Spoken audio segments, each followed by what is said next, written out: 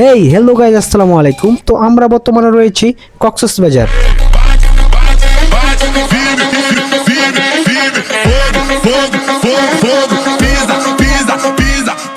তো আজকে আমরা রওনা দিয়েছিলাম টেকনাফ 0 পয়েন্ট এবং শাহপুরী দ্বীপের উদ্দেশ্যে।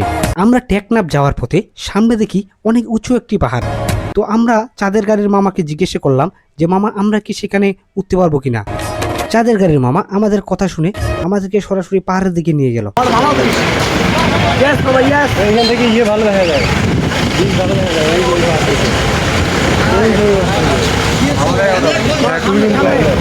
মামা যেহেতু সেখানকার স্থানীয় লোকাল মানুষ, এই কারণেই মামা এখানকার সকল পর্যটক স্থানগুলো চিনে।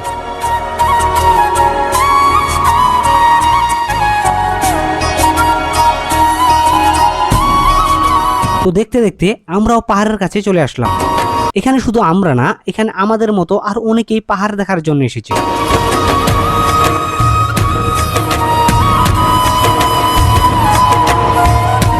আমরা নিচ থেকে অনেকটা পথ ওঠার পর আমরা এখানে একটু বিশ্রাম নিয়েছিলাম, কিন্তু এখানে বিশ্রাম নিলে তো চলবে না, আমাদের পাহাড়ের চূড়ায় উঠতে হবে।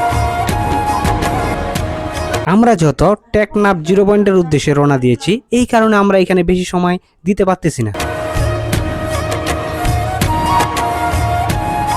আপনারা দেখতেই পাচ্ছেন এখানে উঠতে আমাদের কতটা কষ্ট হয়েছে।